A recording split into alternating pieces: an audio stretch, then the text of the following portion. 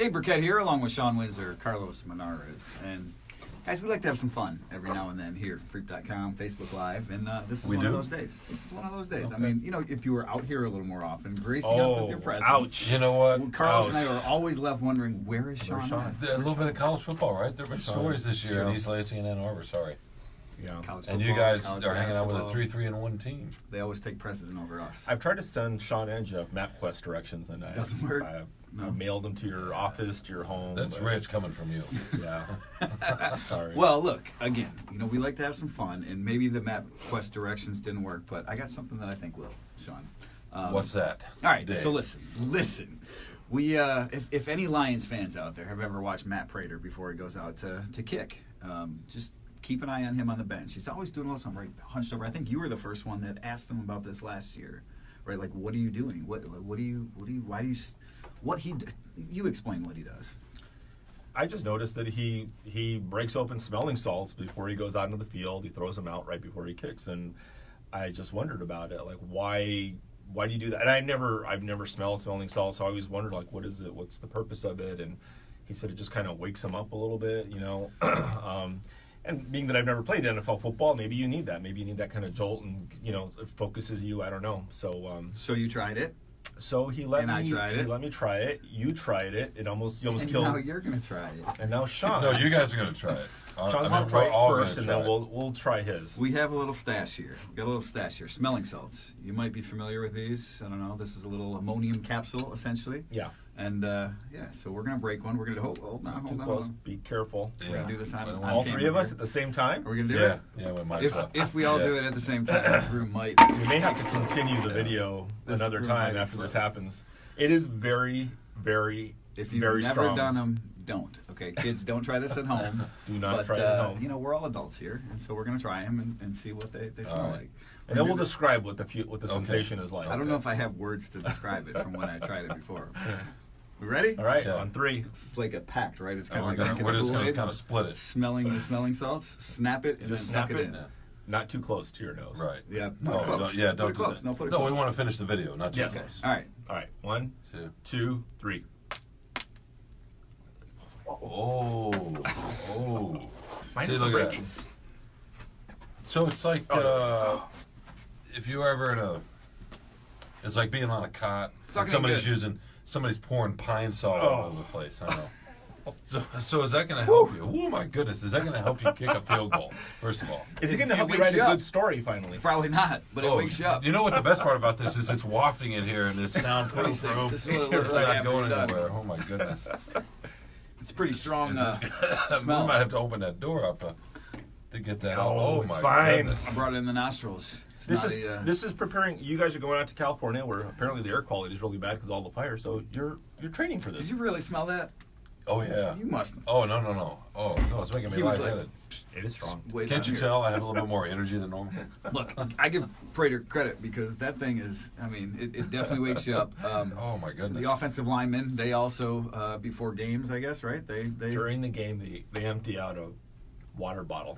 They throw it in there, and then they pass it around a little bit. It's a little Kinda contains the diluted, smell yeah. a little bit It's there, a little and- diluted, but and, you know what? I thought about this actually, and I thought it makes sense because if you're playing football, I don't know about the kicker. Sorry, Matt, but the other guys who are out there banging heads, their heart, still they're, smell they're it. I know. That's what I'm saying. they're in the battle, they're getting hit, and it's a long game, it's a long day for them. By the time they wake up, they go to the pregame, they get to the stadium, they eat, they play the game. Wow. It's tiring. It's a long day. Just imagine a regular work day.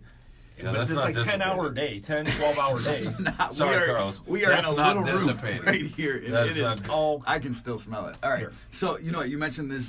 Players have different, things. I guess they do. Nate Burleson told me one time that he used to drink. I think he said, "God, excuse me, it's choking me up." Yeah, He used to drink 2 5-hour energies before a game just to sort of get him going, right? Get the juices going. That's not going to help. That thing still smells. And then it was one game where I don't know, it was an overtime game and the game went super long and he ended up cramping up because the 2 5-hour energies they wore off after like 4.5 hours. I remember or that whatever. story. And Yeah. So guys do this. They're looking for this little jolt just to How come get you as can't much smell as it they- over here and you and I are getting I still don't know. bombarded with it? It's sitting right here. You know, the thing is, I grew up in California. You don't breathe, do you? We had. You don't actually have lungs. I have gills. Yeah. But I grew up in California. We had smog days all the time growing up. I grew up hard in California. You know, Just what don't else were forget you that. doing? Come on. Okay. What was on your shelf in your bedroom? Duralogs. Pardon me? Duraflame. Oh, I was going to say like bongs. Again, that's Northern do California. not try this at Okay. home, kids. That's because Northern That's where you're going. Oh, okay. All right, speaking of California, Yeah. Lions, Raiders, Sunday. We're not going to get into predictions yet. We'll save that for this week if you want to make one. I know you're probably not going to be out here for another 3 weeks or something. So if you want if you want to make one, you can. Playoffs. But look, there's two things that we should just touch on before we get going here. Is one, this game, and two, the trade deadline. The Lions did not make any moves at the deadline. Certainly, we've seen all the reports. There's some big names that were bandied about out there. And you wanted them to move Slay, didn't you? You wrote that. No, Why I aren't they didn't. moving Slay? I did not write that. That was the tone that I picked up. No, Sean just reads the no, headlines. Yeah, right. I believe he will be moved this offseason. I don't think there's any doubt the way they handled this and the way they expressed interest in Chris Harris from the Broncos. Just the fact that they didn't do anything to shoot it down, given everything that's gone on with Slay so far, him talking about the Diggs trade, him wanting a new contract, I think it's inevitable that he's traded this offseason, and I think they can still get a first-round pick for him. So I have no problem with them holding on to Slay for now at 3-3-1, even though they're, they need to win a whole bunch more games to make the playoffs. I think it was the right move to hold on to Slay, not having some sort of fallback Yeah, they plan. need the talent, right? Even if they want guys just to come in and play and eat their scrambled eggs in the morning and be quiet. Basically. They do. I mean, that's what they want, right? I mean, Why scrambled eggs? I don't know. Maybe over easy, fine. But No, that certainly, I think, is part of it, right? It's not about Slay's production necessarily. He's still a good player, two-time Culture. Pro Bowler. It's just, yeah, don't express an opinion. Right. Look, Matt Patricia wants guys that eat, sleep, and breathe football. That's what they're about, right? They cry after losses. They live it that hard, and that's not Darius Slay. And that's not to say he doesn't take it serious. I think he does. I personally believe that players. I think Slay's as serious as they come about football. Like, it means a lot to him, Sure but it does. it doesn't mean that he can have other interests and he can express himself in different ways. It's definitely you wrote a really great column about it. I really liked it. And you mentioned all the stuff he does. All the stuff he does off the field. He stops at. He goes to random football games. He went to somebody's graduation party. He plays video games just on his own. They're not sponsorship deals. He's a very genuine, likable person that the locker room likes. But it's a culture fit. It's sometimes bosses have a thing of. Yeah. It's not the right way unless it's my way, unfortunately. Right. And this is the Matt Patricia, Bob Quinn, Patriot. This is our way. That's the way we want to roll. They have that right, and they've excised some people from the locker room because of that. Doesn't mean it's right, doesn't mean it's wrong, but that's just their preference. And when you have someone like Slay, I just hope that they get the right value. That it's not just we're moving him no matter what. I hope they don't. They toss can't him for a afford to third. do that, right? I mean, he's too talented. No, But they're. I mean, sometimes you look at the big picture. I mean, look at Golden Tate. I don't think that was great value for Golden Tate last year. Well, he meant more to that team last year to help them possibly, reach the playoffs at 3-3 at the time. But they've been able to kind of replenish a little bit this year. On the I think receiver, it was and good it's- value and it's because- easier to do that than it's the cornerback. I mean, how easy is it going to be to go get another Slay, right? Right, Yeah. that's going to be tough. I mean, they better get a lot of and value. they got. I don't want to say they got another Tate, but Danny Amendola's been fine. Yeah, I mean, don't it think was he's Sunday. Tate, No but Tate. No, he's not. But they're. I think you're right. It's Their easier offense to is find a better. slot receiver than it is to find a lockdown cornerback. It is. And look, Slay, he didn't have a great game against Keenan Allen. He's missed 2 games this year. He's been hurt for parts of 2 others. I don't know that he's heading to the Pro Bowl the way he's played right now, but he's still a very good cornerback in this league, and that's why the Lions weren't going to give him away at the trade deadline, and that's why I think they will. They'll hold firm. They'll get a first-round pick. Cornerbacks mean enough that they can recoup some value for him this offseason. So I don't have a problem with them not trading him. I don't have a problem with them not making a move. I guess we don't really know what was out there to be had at their asking price, but certainly they looked at running backs. They obviously looked at defensive backs. Sounded like Chris Harris, that was going to be for a player and a pick maybe, but the Broncos stood to get a 3rd-round pick, compensatory pick, so they didn't want to move him for anything less. So they did their diligence. End of the day, I don't think this team is headed to the playoffs. I don't blame them for not overspending and throwing a 3rd-round pick at something that's not going to help them beyond this year. I guess I don't have a big problem with what happened. Where do they finish? 8-7-1, 7-8-1, somewhere about that. 7-8-1, I think they're probably a 8-7-1. 500-ish type team. Take a little step forward, and kind of what we've been saying all along. I thought we talked about this, last week, and I don't know if you bought into this as much, Dave, but I thought this was a little bit of a referendum on where they were headed or where they thought they were headed, either a playoff team this year or building for the future. If they dealt Slay, it meant we're building for the future. If they acquired a player, it meant we're in it for this year to win in the playoffs and get to the playoffs. I think they split the baby. They didn't do anything. They didn't deal Slay, but they didn't mortgage their future right now by getting a player. So throw Quandre into the mix. They did trade Quandre for a draft pick. I don't know. Does that? Yeah, that's a minor. Yeah, I mean, I guess a tiny bit of building for the future there, but not that big of a deal, especially since they thought they had Tracy Walker. They like their young guys and didn't think his production was where it should have been. Right? Isn't that kind of right? Absolutely. It wasn't. It really was a low risk. It was more about faith in Walker and Harris a little bit. I don't know. Right, and so that wasn't that big of a. I don't think that sent as many signals up, but I think they just kind of hedged their bet here and let's see what happens.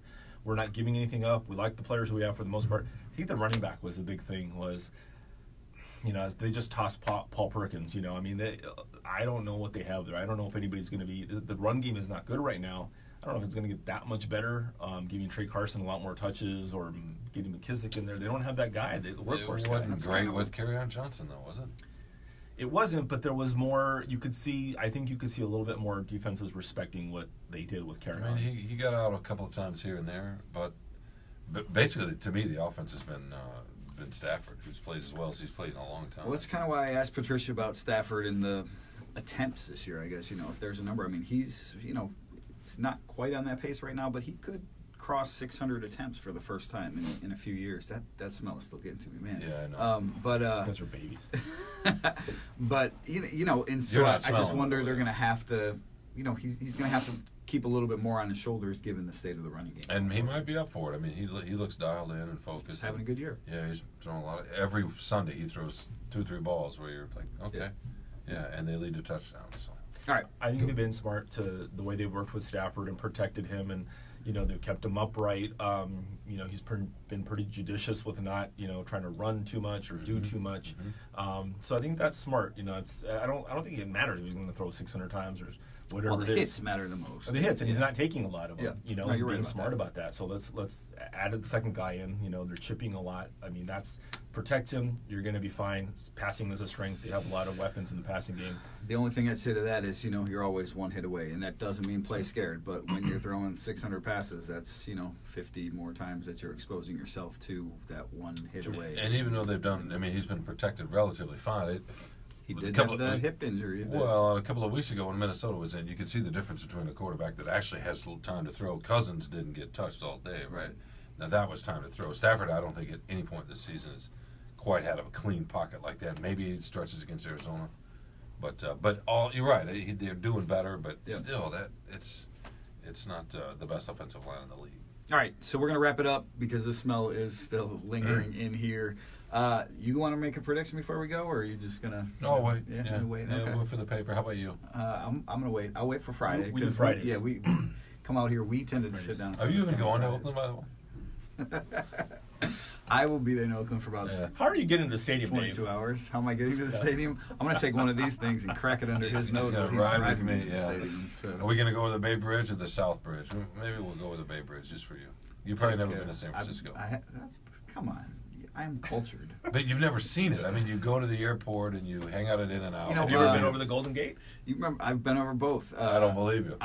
In fact, if you folks may remember Anwar Richardson, former MLive writer, now covering Texas, Orange Bloods, I believe it is. So Anwar and I, when the Lions played the 49ers, maybe the Raiders, I don't know, we did the whole thing. We went and we kicked it at the bridge for a minute. We went to Alcatraz. Like we did some touristy things back in the day. So I'm impressed. I mean, this was before kids. Yeah.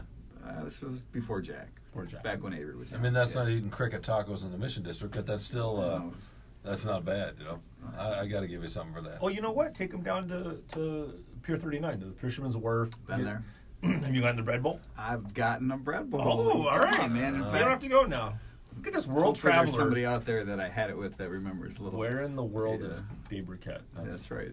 Me and Carmen, we hang out together. Not in San Diego though, and not in this room anymore because we need to get out of here. For the smell gets even worse. It's not that bad. Get out to practice. We're gonna For Carlos Monarez, go ahead. I was going to say we're going to go kick field goals. Absent, missing in action. Sean Windsor. I'm Dave Burkett. Freak.com.